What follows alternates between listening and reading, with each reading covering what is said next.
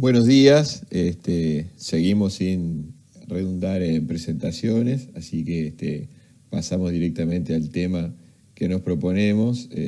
Con tórax, un antes y un después disponemos, porque en realidad durante muchos años la ecografía es un método muy viejo, que se usa hace muchos años, pero hace relativamente poco que se descubrió su utilidad para la valoración del tórax, dado que, como se conoce, el artefacto aéreo generaba tanta interferencia que hacía imposible ver imágenes reales. Más que nada lo que vemos son artefactos. Y bueno, el descubrimiento de que esos artefactos se pueden usar para realizar diagnósticos muy importantes y con mucho rendimiento, eso generó que, bueno, hubo una disparada de trabajos científicos que realmente demuestran una gran utilidad del ecotórax en la ultrasonografía del paciente crítico. Como veníamos diciendo, la ultrasonografía pulmonar fue ignorada durante muchos años, hasta que en la década de los 90 el revolucionario fue Lichtenstein, que publica sus primeros trabajos relacionados con la ultrasonografía pulmonar en CTI. Después sale el protocolo Blue, y a partir de ahí la disparada monumental de trabajos que realmente es infinita, ¿no? En el 2012 aparece el primer consenso de expertos de ultrasonografía pulmonar, con la idea de unificar criterios diagnósticos y aplicaciones clínicas. Con respecto a las aplicaciones que nosotros en CTI acá hay más de las que en realidad usamos nosotros.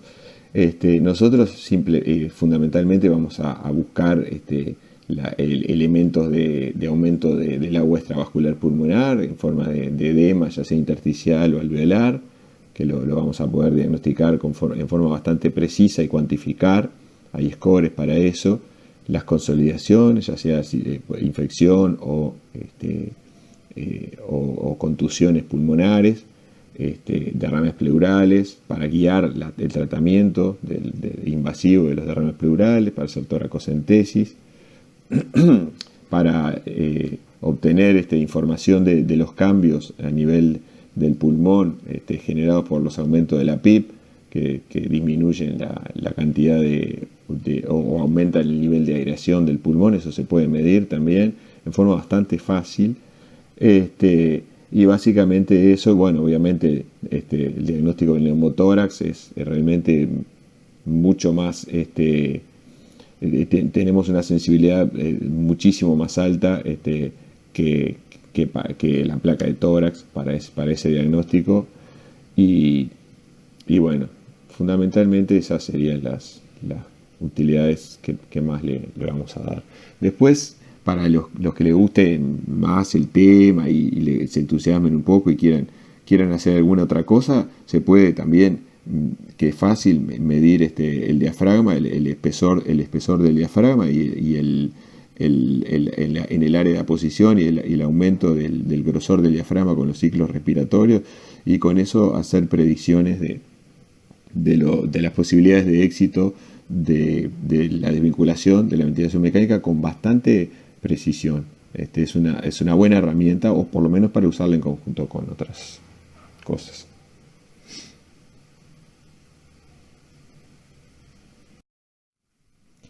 Con respecto a las limitaciones, bueno, parte un poco de lo que ya se habló. El paciente crítico no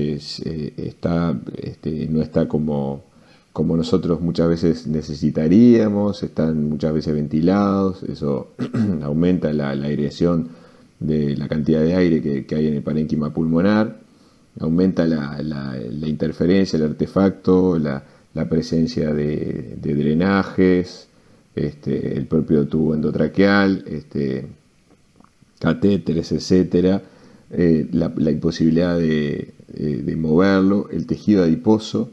La obesidad, el tejido adiposo es un gran atenuador de la señal ultrasónica.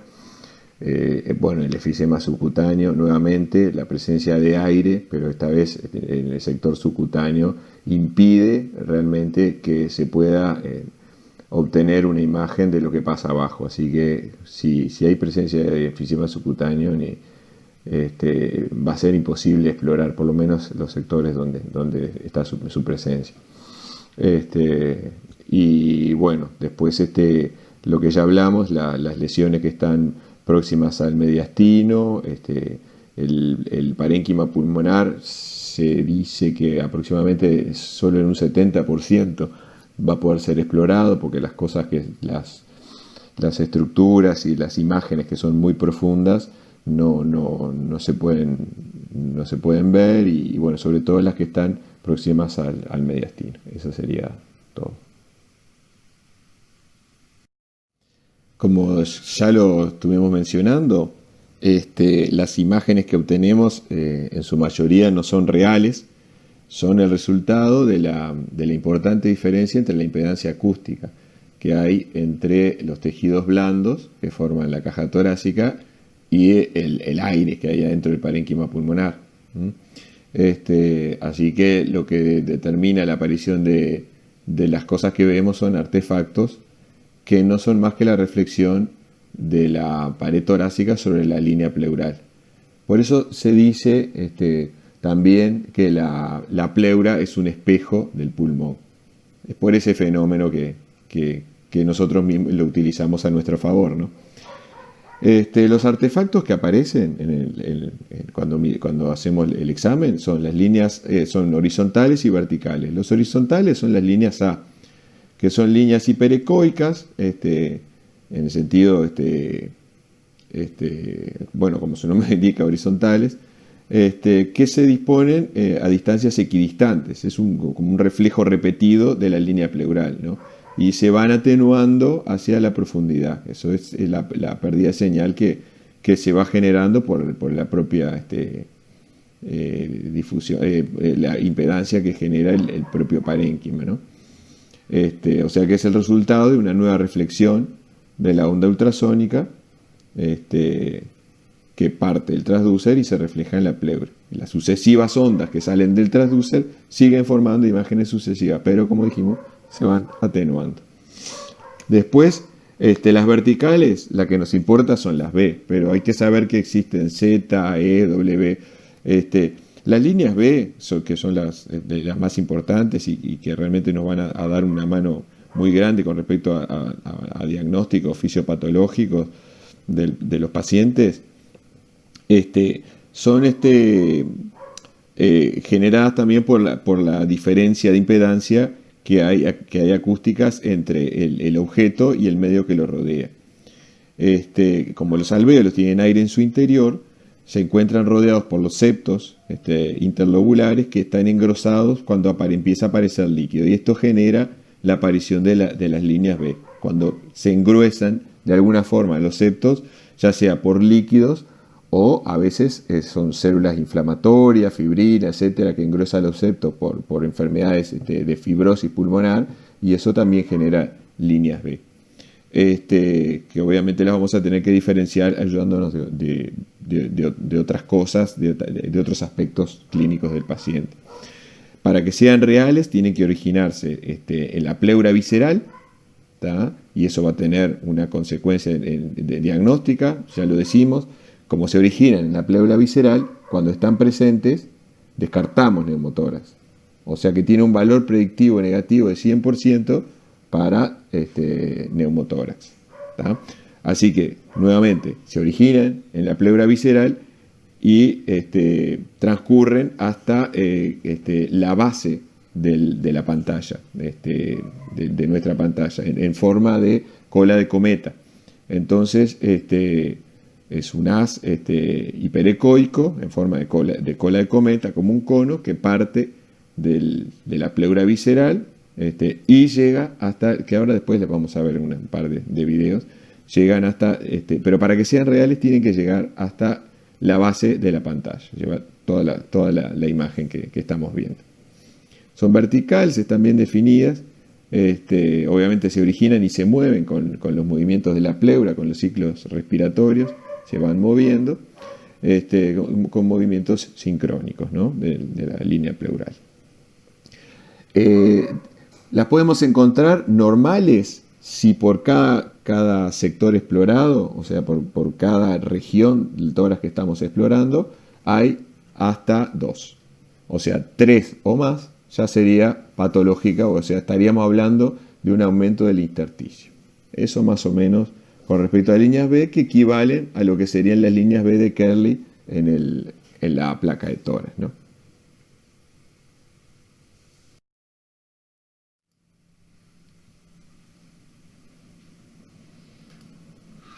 Para, para empezar a mostrar algún ejemplo gráfico, este es una foto de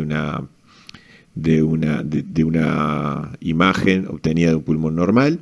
Esta es la línea pleural, que se muestra como una línea hiperecogénica, que en este caso, al ser un pulmón normal, es lisa, es regular, de la cual se proyectan las líneas A, que se ven aquí, son paralelas a la pleura, también hiperecogénicas, y se van atenuando hacia la profundidad. Las líneas B, que es una imagen hiperecoica, también en forma de cola de cometa, dirigida y originada en la pleura visceral, y que se prolonga hasta la base de la pantalla, que borra a su paso las líneas A. En este caso, al ser una sola, es considerada como normal. Y bueno, aquí estaríamos más o menos con lo que ya. Este es el esquema propuesto por Vulpicelli para la exploración, para ordenarnos. Se divide el tórax en 6 sectores, superior e inferior, y a su vez se traza una línea imaginaria a nivel de paraesternal derecho, del lado de paraesternal del lado que vayamos a explorar, una línea en la cara axilar anterior y una línea en la cara axilar media. Y ahí quedan 4 sectores a nivel anterior y anterolateral y 2 sectores a nivel posterior. Del otro lado lo mismo.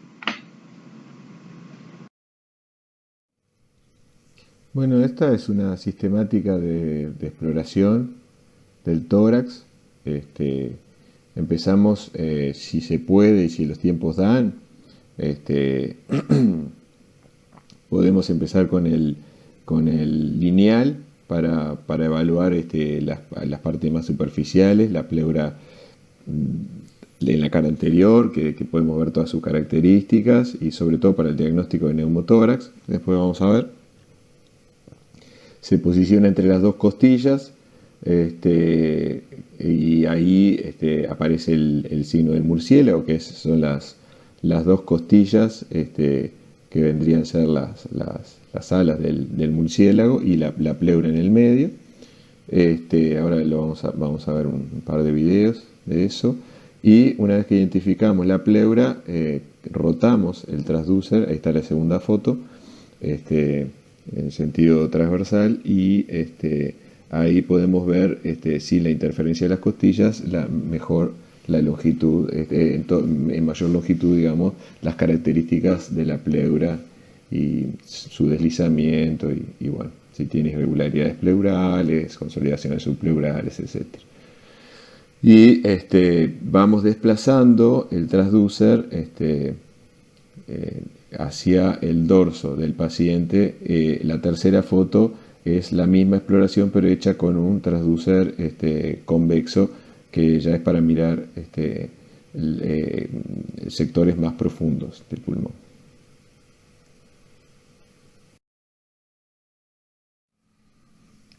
Algunos aspectos que es importante resaltar de las líneas B es que hay que relacionarlas siempre con el contexto clínico del paciente, y tener en cuenta también qué regiones estamos insonando. Quiero decir, un paciente que es, por ejemplo, un EPOC con una fibrosis pulmonar puede tener líneas B en forma crónica. Esto también lo vamos a diferenciar, por ejemplo, en el caso de que lo hayamos mirado al ingreso al paciente y en la evolución haya instalado posteriormente un síndrome, por ejemplo, un síndrome intersticial.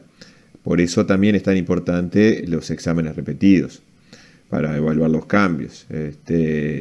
y a su vez comparando un pulmón con el otro, ¿no? Eso también es importante.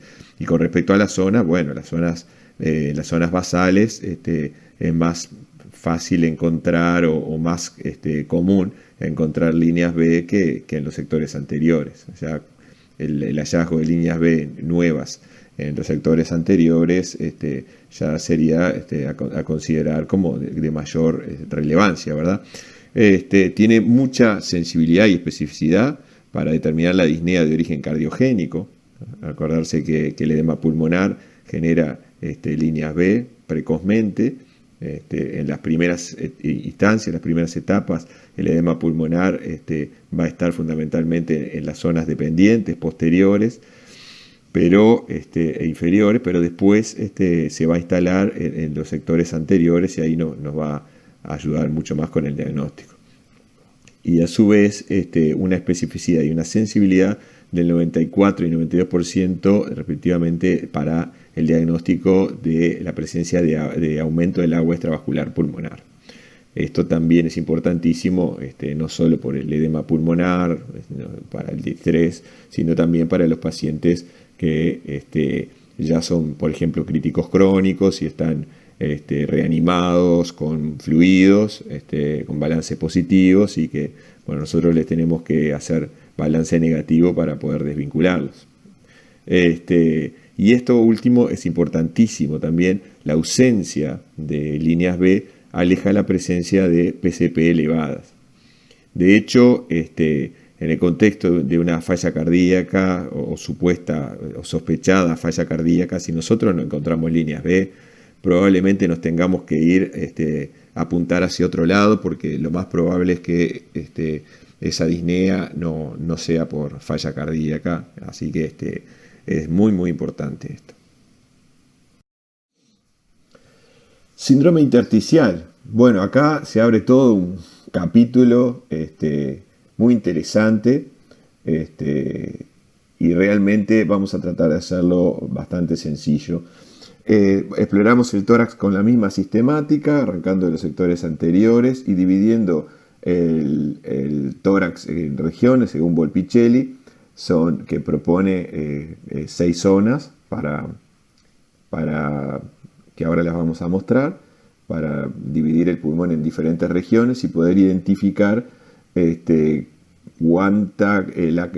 para poder cuantificar el edema pulmonar o el agua extravascular pulmonar en el caso de que sea líquido. El síndrome intersticial difuso es el que tiene 3 o más líneas B, como ya dijimos, por sector, en 2 o más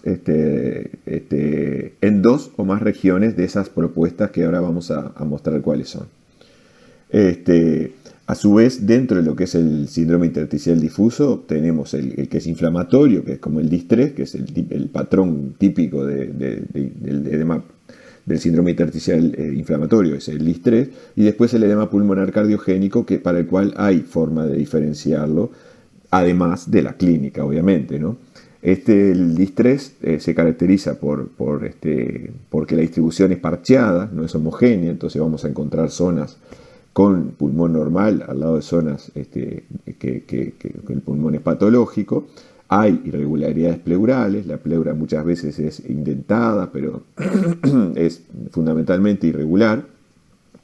Y encontramos también consolidaciones subpleurales. En cambio, en el edema pulmonar cardiogénico, la pleura es lisa, no está inflamada, y su distribución es más bien difusa. Y como dijimos más temprano, inicialmente, cuando el cuadro se está instalando, lo vamos a encontrar fundamentalmente en las regiones basales dependientes del pulmón. El focalem es la neumonía, la neumonitis, la telectasia, la contusión pulmonar, un infarto pulmonar, en fin, que lo encontramos solamente en una región explorada. Cuando este síndrome intersticial lo encontramos en 2 o más regiones exploradas, estamos hablando de síndrome intersticial difuso. Y si es bilateral, síndrome intersticial difuso bilateral. Esta tablita me gustó para ponerla, para esquematizar un poco lo que ya dijimos, la diferencia entre el distrés y el edema pulmonar cardiogénico, las irregularidades pleurales, las consolidaciones subpleurales, la heterogeneidad en cuanto a la distribución de las regiones patológicas con respecto a la falla cardíaca, que es más homogénea, las consolidaciones, que son basales y subpleurales anteriores. No tiene consolidaciones la insuficiencia cardíaca, no tiene derrame pleural, el distrés habitualmente, obviamente, depende del contexto clínico, de lo que tenga el paciente. Obviamente, si es una neumonía, el distrés a punto de partir una neumonía, obviamente puede tener derrame pleural, pero no por el distrés en sí, ¿no? No es para tomar en forma absoluta esto. Bueno, que la mayoría de las fallas cardíacas tienen cierto grado de ocupación pleural. El deslizamiento en el distrés puede estar disminuido, con pulso pulmonar presente, y es normal en la insuficiencia cardíaca. Y por último, bueno, si complementamos con un eco transtorácico, vamos a encontrar alguna alteración en la insuficiencia cardíaca, y en el distrés no necesariamente, aunque tampoco podemos ser absolutos en esto, ¿no? Derrame pleural. Bueno, es de diagnóstico relativamente fácil también. Obviamente, al revés de lo que pasa con el aire, el líquido se va para atrás y para hacia abajo por gravedad, salvo que esté loculado, nuevamente el mismo ejemplo, por patología pleural, pero lo buscamos fundamentalmente en las regiones axilar y posterior, a nivel prácticamente del dorso del paciente. Bueno, tiene una sensibilidad bastante alta para encontrar líquido en la pleura, según los diferentes trabajos, pero según obviamente, depende también del tipo de paciente y de las características de la impedancia de los tejidos del paciente, si es muy obeso, etcétera, ¿no? Si hay drenajes, todo eso va a generar dificultades. Y bueno, en el paciente crítico no podemos asegurar que vamos a encontrar líquido cuando está en pocas cantidades, ¿no? Estos son estimaciones que se hacen en la literatura. Pero sí que es sensible, porque el líquido tiene muy buena ventana en la ultrasonografía, así que si está en cantidades significativas lo vamos a ver, salvo que tengamos una gran interferencia, enfisema subcutáneo o algo por el estilo. Y bueno, con respecto a la comparación con la placa de tórax, es evidente que la placa de tórax es mala, sobre todo en los pacientes críticos, para diagnosticar y cuantificar el líquido pleural, y es totalmente sustituida por, prácticamente, les diría que la placa de tórax está sustituida en todos los aspectos por la ultrasonografía pulmonar, ¿no? Le gana en todo. Signos comunes, pero no necesariamente hay que buscarlos, ni solo saber que existen. El signo del sinusoide, que es buscar con el modo M las oscilaciones con el movimiento pleural. Todo lo que se mueve genera en el modo M una imagen característica, pero no es importante buscarlo. El signo de la cortina está bueno saber que existe, porque nos descarta bastante la presencia de líquido en la pleura, por lo menos de líquido en cantidad significativa. ¿Por qué? Porque, como dijimos, el líquido genera una excelente ventana acústica, entonces el aire no estaría interfiriendo con la presencia de ese líquido. Y cuando no hay líquido, o no hay líquido en suficiente cantidad, vemos un artefacto que se ve negro, que con los movimientos respiratorios nos obstruye, nos tapa la imagen, y a eso se le llama signo de la cortina. Seguramente en alguno de los videos que vamos a ver va a aparecer. eso ya lo tenemos que usar a nuestro favor, como solemos hacer con los artefactos en el pulmón, para por lo menos pensar que no estamos frente a un derrame pleural significativo. El signo de la medusa lo vemos en forma, aunque no queramos, lo vemos, porque no es ni más ni menos que el parénquima pulmonar atelectasiado, cuando el líquido está en cavidad libre, que flota en el líquido pleural, como si fuera con los movimientos que remedan una medusa, con la ecogenicidad propia del parénquima atelectasiado, en el caso de que sea atelectasia pura, que es similar a la del hígado cuando estamos a derecha, o a la del vaso cuando estamos a la izquierda, y que en ocasiones también, como dijimos antes, tiene también pulso pulmonar, pero bueno, son hallazgos normales dentro de lo que es un derrame pleural en cavidad libre, ¿no? Y con respecto a la estimación, no nos tenemos que enloquecer. Las predicciones, sobre todo en el paciente ventilado, del líquido pleural, en la bibliografía por lo menos, aconsejan hacer una estimación subjetiva de la cantidad de líquido que puede haber según las ventanas y las imágenes que vayamos obteniendo, mucho más que medir la distancia entre las pleuras y multiplicarla por 20, que es bastante imprecisa y bueno, no sería demasiada utilidad en el caso de nuestros pacientes. Pero bueno, saber que hay gente que lo hace, o por lo menos está descrito, y manejarse con criterios de sentido común sobre todo, ¿no? Obviamente también en el caso de decidir, esto rápidamente lo vamos a decir, en el caso de decidir drenar el tórax, para lo cual la ecografía va a ser fundamental para evitar complicaciones mecánicas, también la decisión no va a depender solo de la cantidad de líquido que tengamos, sino de todo el contexto clínico del paciente. Así que, en definitiva, es un conjunto de elementos que vamos a tomar en cuenta para esa decisión.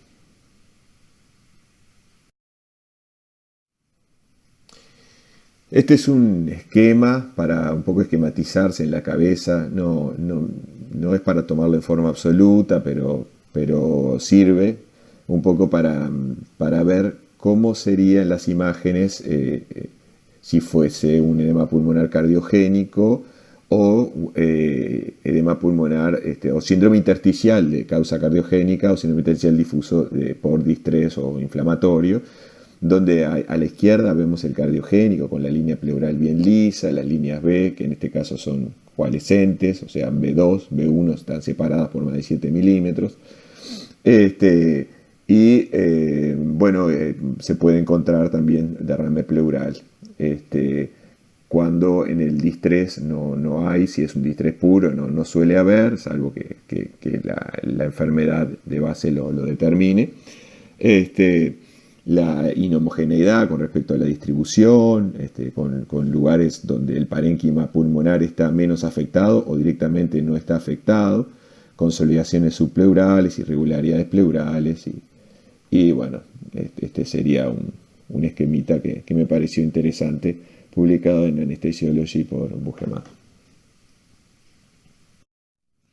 Con respecto a la consolidación alveolar, la ultrasonografía tiene entre un 90 y un 100% de sensibilidad diagnóstica comparada con la tomografía, que es el método comparativo, ¿no? Según Lichtenstein. Tiene que obviamente depender eso de la ubicación de la imagen, si está, por ejemplo, tiene que tener contacto pleural para que la podamos identificar. Se utilizan transducers sectorial o convexo, mejor el convexo si disponemos de él, y la imagen, la explicación en realidad de la imagen que vemos es la pérdida de la interfase aérea a nivel del alvéolo por la presencia de líquido y de material inflamatorio, y desaparece esa interfase que tiene distintas impedancias. Entonces aquello que hablamos de que obteníamos imágenes a partir de los artefactos ya no es tal, y ahora lo que estamos viendo es una imagen real con muy buena resolución. Tiene mayor precisión diagnóstica, obviamente, que la placa de tórax, ¿no? ¿Qué características tiene? Bueno, la imagen es hipoecoica con relación al hígado. ¿Se acuerdan que hablamos de las ecogenicidades de los distintos tejidos? Es hipoecoica porque tiene mucha presencia de líquido. Puede ser subpleural, con bordes irregulares, tipo cartográficos, y puede ser también homogénea, similar a la ecogenicidad hepática, con lo cual nos estaríamos aproximando más a un bloque de neumonía hepatizada o a la presencia de una atelectasia, fundamentalmente atelectasia por compresión o atelectasia pasiva, dado que en el caso que sea muy homogénea la ecogenicidad, ya no estaríamos en presencia de broncograma aéreo, y eso es más propio de la atelectasia. En el caso de la atelectasia, cuando tiene broncograma aéreo, es estático, no es dinámico como en las consolidaciones inflamatorias. Cuando las consolidaciones son muy grandes, muy extensas, el deslizamiento pleural está disminuido en grados variables hasta inclusive no deslizarse. Esto no nos tiene que hacer confundir con la presencia de neumotórax. Existe pulso pulmonar, lo mismo, sobre todo cuando son muy grandes las zonas de pulmón que está estático, quieto. Es más común verlo en los bloques de consolidación o en la atelectasia. Y bueno, en el caso de los procesos inflamatorios, las líneas B que se originan de las consolidaciones subpleurales, y broncograma aerodinámico, lo que dijimos, cuando estamos hablando de una neumonía versus una atelectasia, en el cual si hay broncograma aéreo, más bien sería estático. Y bueno, los tipos de consolidación ya más o menos los estuvimos mencionando. Los primeros son los que más vemos nosotros: una neumonía, atelectasia obstructiva o pasiva, contusión pulmonar por traumática, infarto pulmonar y neoplasias. Acá hay un precioso ejemplo de un paciente que nos ingresó con insuficiencia respiratoria, que tenía una neumonía, con un foco de neumonía con derrame pleural. Bueno, en las primeras dos fotos vemos la sistemática de exploración con el convex, en este caso, arrancando igual que como ya dijimos, en las regiones anteriores, con el puntero hacia cefálico del paciente, y después desplazando el transducer hacia el sector axilar y, si se puede, también el dorso del paciente. Ahora vamos a activar el video y vamos a ver toda esa recorrida por esas regiones que mencionamos. Vamos a ver, miren qué interesante, las líneas B a nivel, ahí mostramos de nuevo, las líneas B que aparecen a nivel originadas en la pleura y que son como imágenes hiperecogénicas, como cola de cometa, que se desplazan, que ocupan toda la pantalla hasta la base de la imagen. Son líneas B reales, por lo tanto, algunas de ellas coalescentes, que quiere decir que son que hay más cantidad de líquido. Ya estamos hablando de edema alveolar, pasamos a hablar de líquido en el intersticio para hablar ya de líquido a nivel alveolar, lo cual indica mayor presencia de líquido, ¿no? Entonces acá estamos viendo los dos tipos de líneas B, las que son coalescentes y las que son líneas B más separadas. O sea que después vamos a ver la clasificación, pero en este caso sería B1, las líneas B que están separadas por más de 7 milímetros, y las B2, las que ya están más juntitas e inclusive coalescentes, que quiere decir que se juntan entre ellas y forman un haz más grande, ¿no? Seguimos desplazándonos, vemos el deslizamiento pleural, pero ya estamos viendo consolidación acá. Miren qué interesante, la consolidación abajo, lo que yo les decía, el broncograma aerodinámico, y acá ya en el sector axilar y posterior el diafragma como hiperecogénica, y por arriba el líquido pleural en cantidad bastante importante, ¿no? Por debajo, parénquima pulmonar atelectasiado, seguimos desplazando el transducer, otra vez nos encontramos con las líneas B y más consolidación. Acá hay un foco grande de consolidación dentro de lo que es el parénquima pulmonar de los sectores posteriores, donde hay líquido. Y acá otra vez nos fuimos a los sectores más bien anterolaterales, donde se ven sobre todo las líneas B, B1 y B2, ¿no? Como les dije más temprano. Este video está interesante, ya muestra varias alteraciones juntas, ¿no? de las que estuvimos mencionando. Vamos de nuevo con el video. Las líneas B en la cara anterior y anterolateral, B1 y B2, ya algunas coalescentes. Acá ya aparece el foco de consolidación. Y el líquido pleural ya en las zonas más declives, con el parénquima pulmonar flotando, con el signo de la medusa, se ve también, haciendo un poco de imaginación, se ve ahí, y el parénquima pulmonar atelectasiado. Y después ahí, foco de consolidación, claramente, con líneas B a nivel de la pleura. A ese nivel, líneas B por momentos coalescentes. ¿Tá? Esto sería un paciente con una neumonía complicada, con derrame pleural y bastante líquido intersticial y alveolar.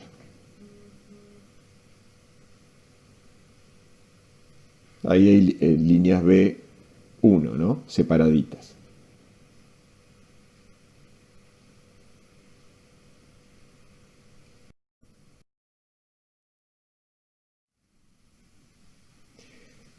Este es otro paciente que tuvimos en otra institución, politraumatizado grave. Las imágenes están un poco alteradas los reperes porque es un paciente que está en decúbito prono, muy grave, con un pésimo intercambio gaseoso, un distrés respiratorio, contusión pulmonar. En el primer video vamos a ver líneas B y consolidación. Más a la izquierda de la imagen vamos a ver foco de consolidación y líneas B, ahí está. Vamos de nuevo con el video. Ahí está. Irregularidades pleurales también se ven. Consolidaciones subpleurales. Deberíamos habernos acercado para ver mejor, pero se ven claramente las consolidaciones subpleurales. Y en este otro también vamos a ver hay un poquitito de derrame pleural, pero muy leve, y hay líneas B y consolidación por contusión, que prácticamente hepatizado el pulmón.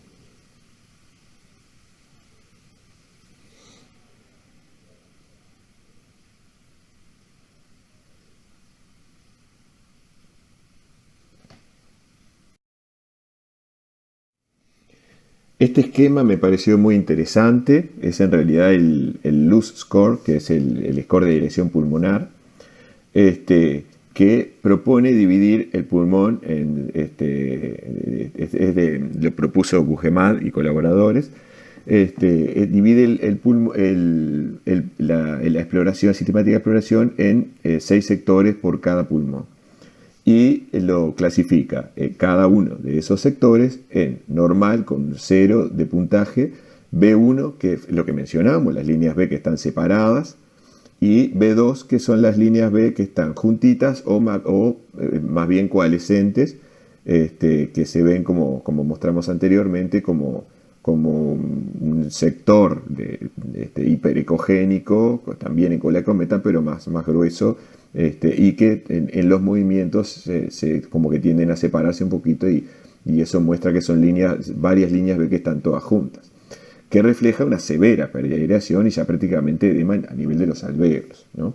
Y después la C, que es la consolidación, que ahí entra a tallar si es si se refiere o incluye las consolidaciones subpleurales o habla de consolidación parenquimatosa como las que vimos recién, por ejemplo, en el politraumatizado o en el paciente que recibimos con un foco de consolidación.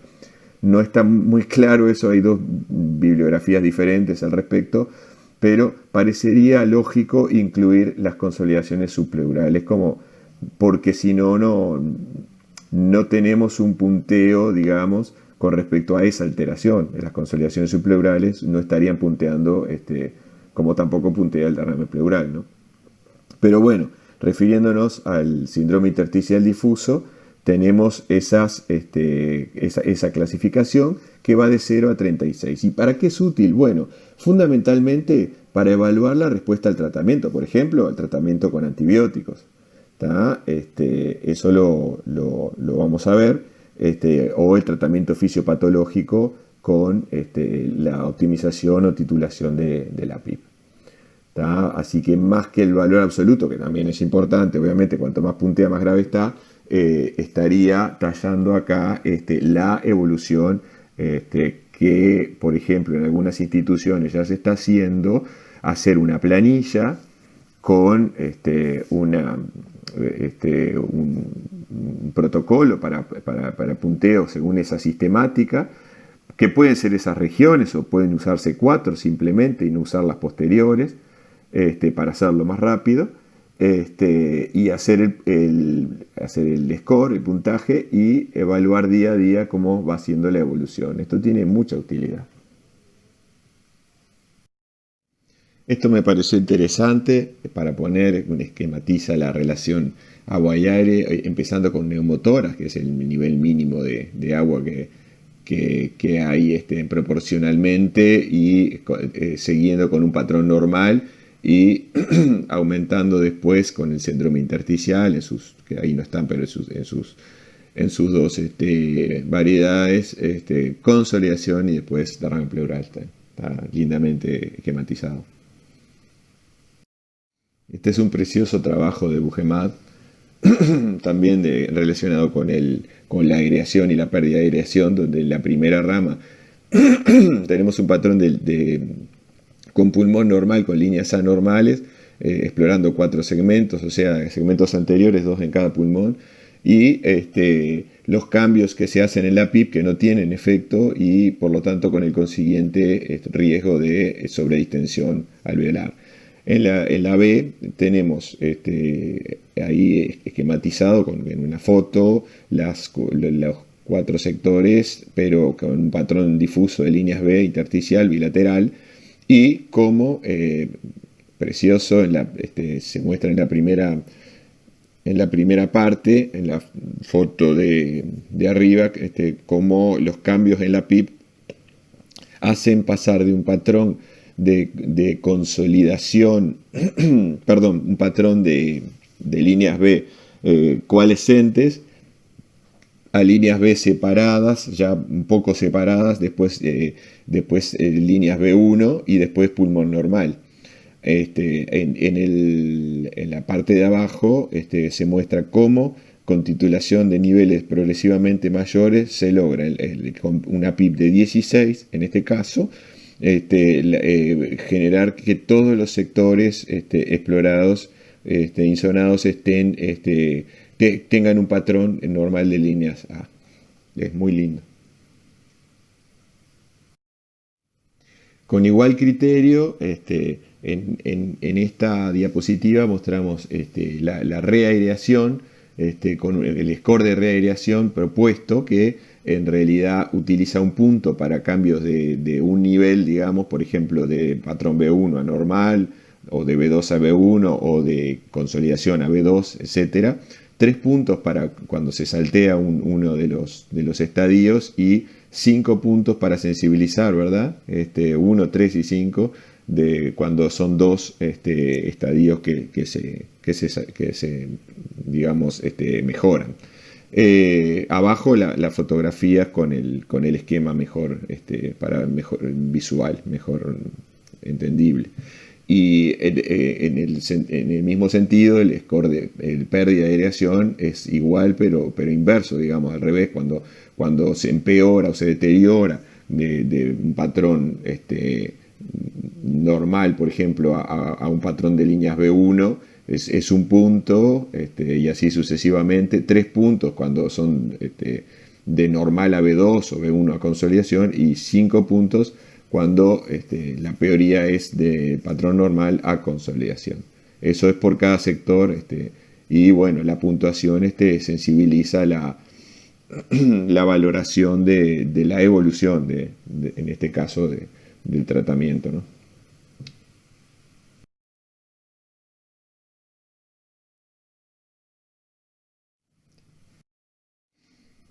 Bueno, estos dos videos son de un pulmón normal, el sector anterior del tórax con el transducer lineal, con entre dos costillas adyacentes, con la zona 1 sería, con el transducer con la marca hacia la cabeza del paciente.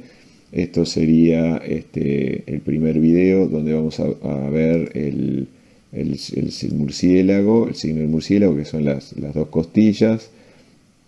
Entre medio están los músculos intercostales, por arriba el tejido subcutáneo, y inmediatamente por debajo de esas dos imágenes negras, que son anecoicas, que son el artefacto generado por la absorción total del ultrasonido por la costilla y el cono de sombra posterior, que no nos deja ver absolutamente nada. Por debajo de esas dos imágenes estaría la línea pleural, en la cual vamos a prestar especial atención al deslizamiento, a las características de la pleura, si es una línea hiperecogénica, que es regular en este caso, o sea, una pleura normal. Se ven algunas líneas B, que en este caso son normales, pues son poquitas, saliendo de la pleura visceral. Esto descarta neumotoras, ahí hay un acercamiento, y se ve el deslizamiento, que como se ve como un camino de hormigas. Este es el deslizamiento verdadero, ¿verdad? Porque eso a veces podemos engañarnos con la imagen y ver, a mí me ha pasado, por ejemplo, donde hay un neumotórax, mucho cuidado, porque a veces el movimiento de la caja torácica, sobre todo cuando está ventilado con el respirador, genera un movimiento tipo en bloque de la pleura, y no es el deslizamiento típico. El deslizamiento se ve como se ve acá, como un caminito de hormigas que se dirige hacia un lado y hacia el otro de la pantalla, ¿verdad? Acá deberíamos ver líneas A. Creo que en otro video se ven mejor las líneas A de pulmón normal. Es un pulmón normal. Este es el segundo video, donde hay, sí, bueno, una imagen directamente de un acercamiento de ese sector.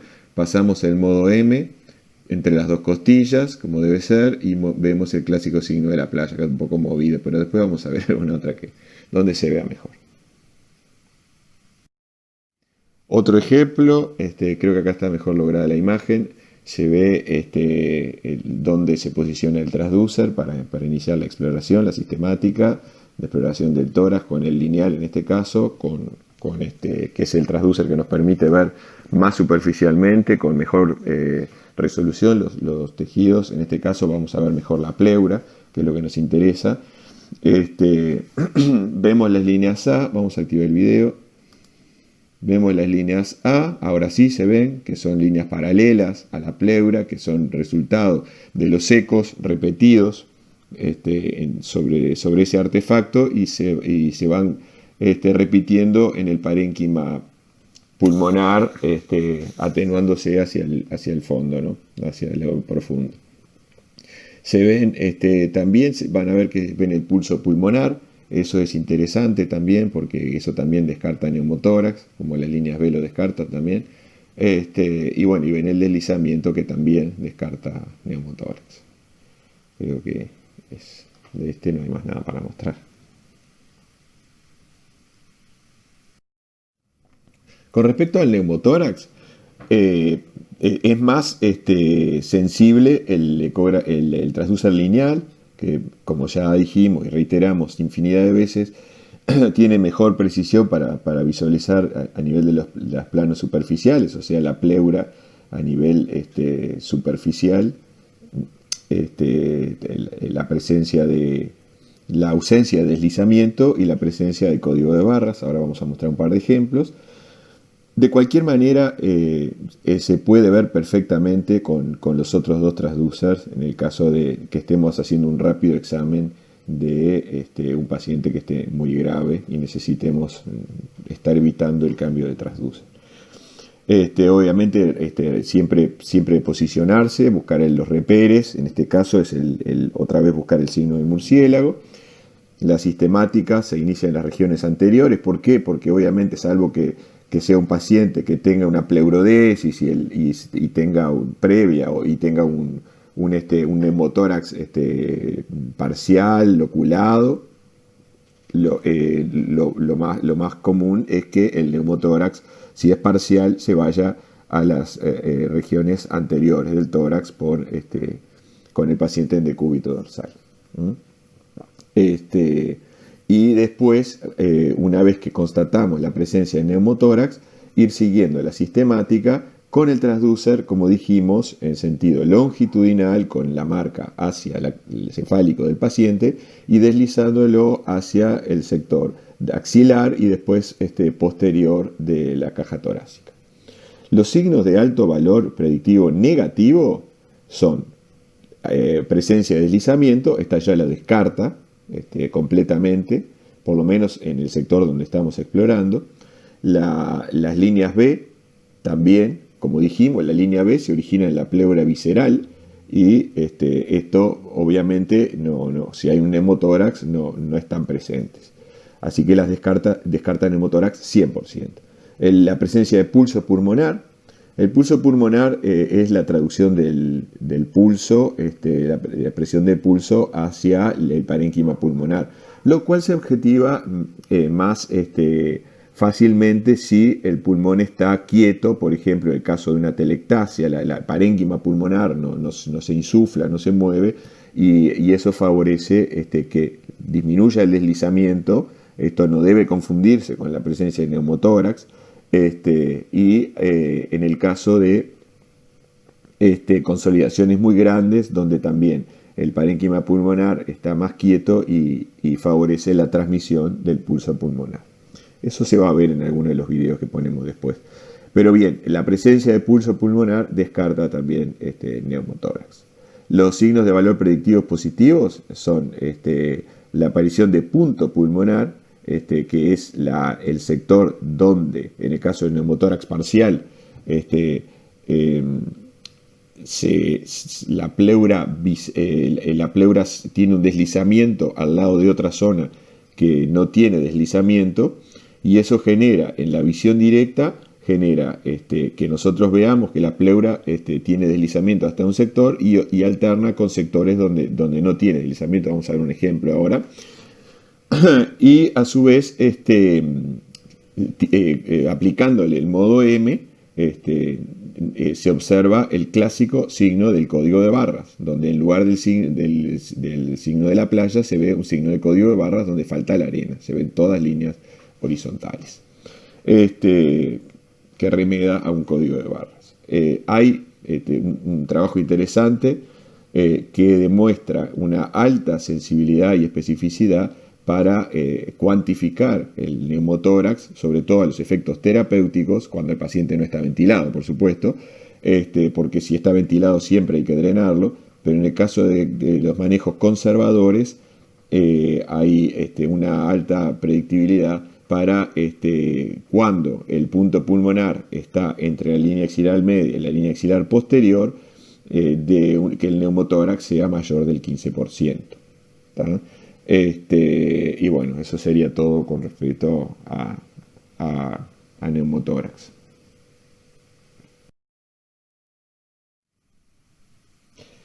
Bueno, esto fue en otra institución, un paciente que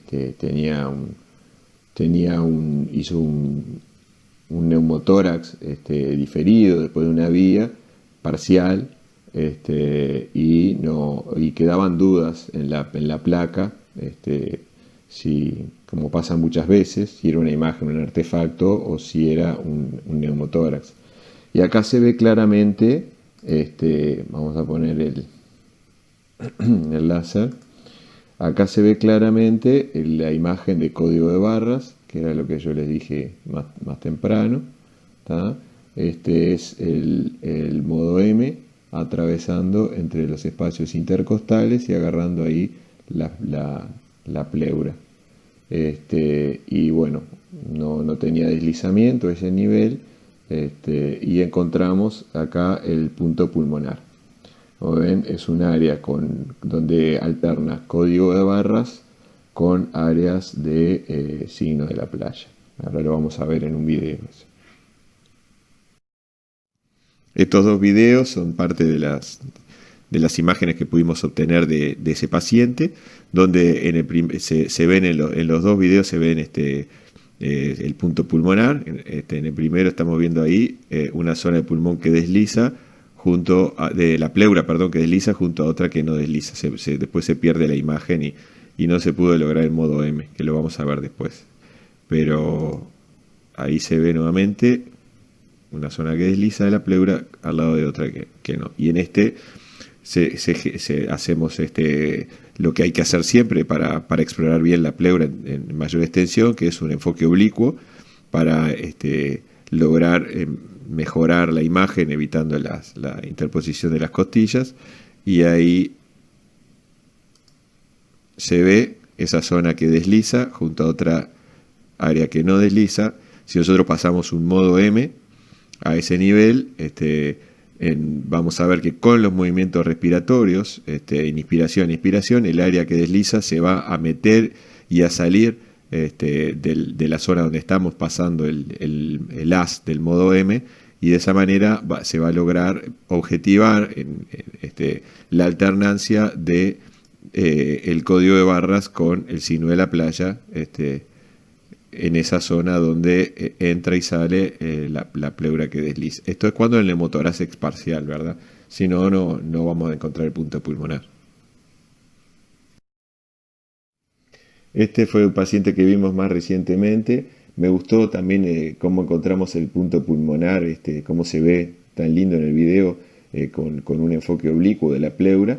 Este paciente también arrojaba muchas dudas la placa, porque era un paciente con un distrés, es además un posoperatorio de tórax, y bueno,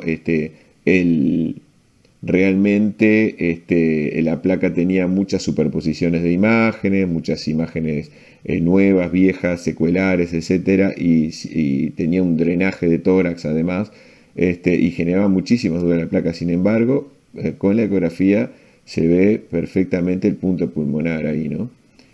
Ahora en este otro video vamos a ver la alternancia del código de barras con el signo de la playa, haciendo pasar el haz del modo M por el área de aposición de la pleura, donde deja de deslizarse con la pleura que se desliza, que es realmente el efecto que genera los movimientos respiratorios, haciendo entrar y salir del área insonada a la pleura que sí se desliza. No sé si se ve acá, si se ve bien. Ahí está el signo de la playa. Se ve muy, muy lindo.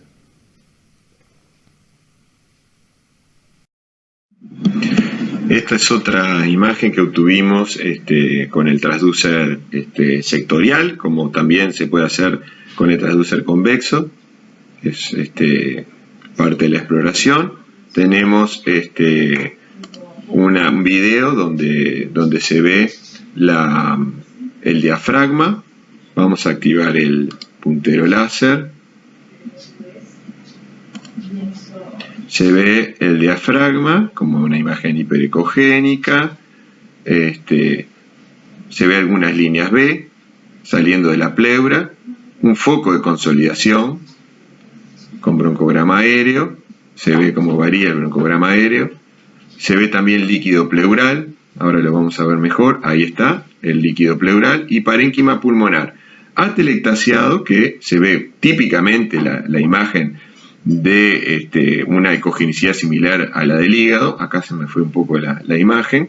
Foco, otra vez, foco, con líneas B, y creo que se veía inclusive en la parte de atelectasia pasiva, se ve el pulso pulmonar. Vamos a tirar otra vez el video. Ahí sale. Sí, se ve el pulso pulmonar, se ve el signo de la medusa. Bueno, acá hay varios hallazgos. Derrame pleural, leve, moderado más que nada. Las líneas B saliendo de la pleura. Y un foco de consolidación.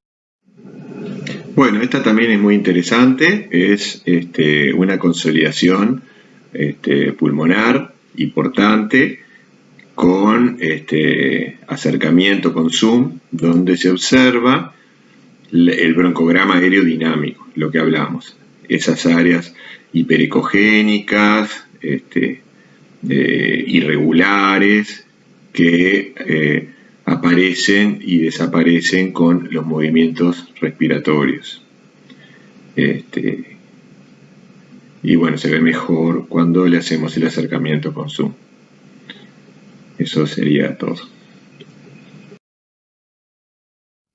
Esta es una crítica crónica, son cosas que vemos todos los días. Tenía una neumonía bilateral, estaba infiltrada con aumento del agua extravascular pulmonar. Eso se objetivaba con líneas B a nivel del tórax, que no son líneas B generadas ni por distrés ni por edema pulmonar, sino en un crónico. Muchas veces se ve por el aumento de agua extravascular pulmonar, y eso nos tiene que hacer pensar que quizás no estemos en momento todavía de haya que hacerle balance negativo, y que todavía no sea el momento de progresar con la desvinculación.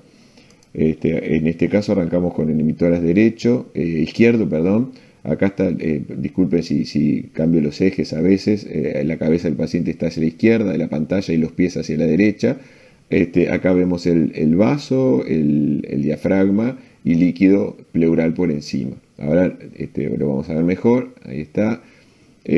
Nos vamos a enfocar ahora deslizando el transducer despacio. Vamos a encontrar un foco de consolidación, ahí está, con latido, con pulso pulmonar, tiene broncograma aerodinámico, ahí nos acercamos. Se ve el líquido pleural y se ve el broncograma aerodinámico. Está interesante este video. Vamos a buscar un poco por detrás, hacia el dorso del paciente nos vamos a ir ahora. Ahí estamos señalando el broncograma aéreo. Un poco hacia el dorso del paciente vamos a encontrar el líquido pleural mejor colectado para evaluar un poco la cantidad. Eso se ve también acá. Ya estamos en los sectores anteriores, voy un poco para atrás. Acá tendrá unos 500 de líquido pleural. Vemos el signo de la medusa, ahora lo vamos a ver, ahí está el signo de la medusa, que es el parénquima pulmonar atelectasiado flotando en el líquido pleural. Ahora, y un poco de ahí foco de consolidación por encima de eso. Acá después nos vamos a los sectores anteriores, donde yo les decía, acá que están las líneas B en esta paciente, que no era una paciente en etapa aguda, sino que era una crónica con balance negativo, tratando de sacar un poco toda esa agua que tiene dentro del pulmón, que se la pusimos nosotros durante la reanimación. Y acá ya nos vamos al pulmón derecho con el hígado, la línea hiperecogénica, que es el diafragma, y por encima un foco de consolidación. Vemos consolidación dinámica clarísima y un poco de líquido. Vemos también irregularidades pleurales y consolidaciones subpleurales, que es toda esa área inflamada que está en el torno al foco de consolidación, y líneas B saliendo de esa pleura, ¿no? Está interesante, es lo que vemos todos los días. Otro ejemplo, un paciente con una intento de autoeliminación, con una herida de arma de fuego en la región submentoniana, mucha sangre en cavidad orofaringea, probable aspiración de contenido digestivo, Ya a las pocas horas tenía esta imagen en la ecografía, en el ecotórax. Se ven ahí en la base del pulmón derecho un área de consolidación con broncograma aéreo bastante fijo. Ahí se ve un poquito la aparición del abdomen, ya del hígado ahí, y el signo de la cortina, lo vemos ahí. Yo les dije que iba a aparecer en varios videos. Eso quiere decir que no hay o hay poco líquido en la pleura, sino eso se deja de ver. Vemos líneas B también, bastantes líneas B, quiere decir que hay bastante líquido intersticial y alveolar, y bueno, y toda esa consolidación bastante extensa en el lóbulo inferior derecho, es algo bastante común también de ver.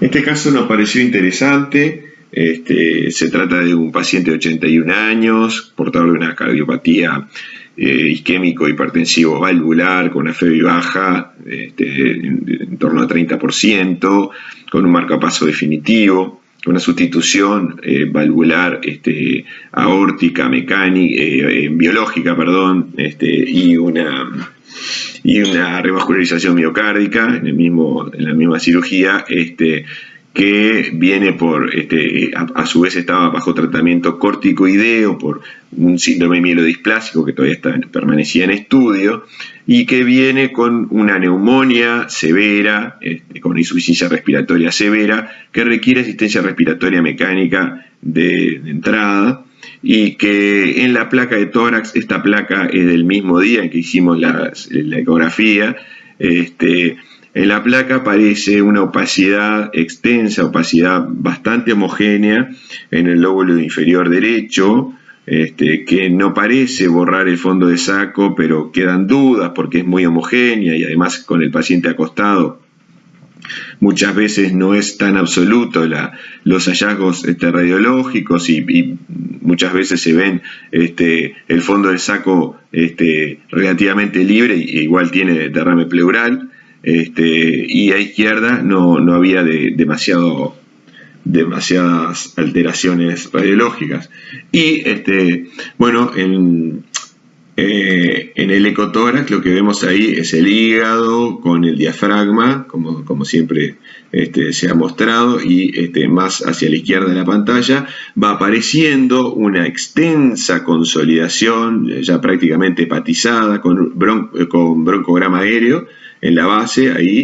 Ahí se está viendo el broncograma aéreo, se ve la interferencia de las costillas, y bueno, pero mucho parénquima pulmonar prácticamente hepatizado, ¿verdad? Si nosotros lo miramos, la ecogenicidad es muy similar a la ecogenicidad hepática, bastante homogénea, y prácticamente en el resto del parénquima no hay broncograma aéreo, lo cual quiere decir que el aire ha sido totalmente sustituido por líquido. De todas maneras, siempre está la duda, ahí está el broncograma aéreo, siempre queda la duda de si esto no puede ser una telectasia, y sí puede ser, pero para eso es lo que decimos siempre, hay que fijarse en el contexto clínico del paciente. En el contexto clínico del paciente, es el contexto de una neumonía severa, un paciente que no venía con hipodinamia ni con muchas secreciones, que tuviera dificultades para expectorar, y un cuadro claramente infeccioso, o sea que tampoco podíamos pensar en una telectasia de otro origen. Y también con la placa de tórax, aquí hay que ayudarse también de los otros, no es que nosotros estemos renegando de la placa de tórax, sino que nos parece un buen complemento, y bueno, en la placa de tórax no se ve que haya volúmenes disminuidos, que estén los espacios intercostales más chicos, así que en definitiva esto es una severa neumonía con hepatización del pulmón, y abajo ya un poco de broncograma aéreo, y sí que está algo aireada, algo aireados están los alvéolos ahí abajo para mostrar esa imagen, ¿verdad? Y nos pareció importante también, que de hecho hay que hacerlo siempre como cosa sistemática, explorar el pulmón supuestamente sano, y no es sorprendente encontrar cosas que no aparecen en la placa, como en este caso, que encontramos líquido, ahí está el diafragma, hay líquido subfrénico, un poco de líquido subfrénico, y por arriba del diafragma hay un derrame pleural leve a moderado, y broncograma consolidación con broncograma aerodinámico. O sea que este paciente lo que tenía era una neumonía bilateral, obviamente mucho más severa derecha, pero que bueno, vale la pena hacerla. Ahí hay irregularidades pleurales, líneas B, consolidaciones subpleurales, todo eso estamos viendo, y broncograma aerodinámico, todo eso en un paciente con una neumonía grave. Así que nos parece importantísimo mirar a los pacientes todos los días con el ecógrafo, para ver primero la verdadera extensión del proceso. En este caso, ahí está el derrame subfrénico y por arriba el diafragma también. Y segundo, para ver la evolución, ¿verdad? Porque todos estos hallazgos seguramente van a tener una evolución para mejor o para peor con el tratamiento específico, y es importante y mucho más específico para evaluar la evolución la ecografía pulmonar.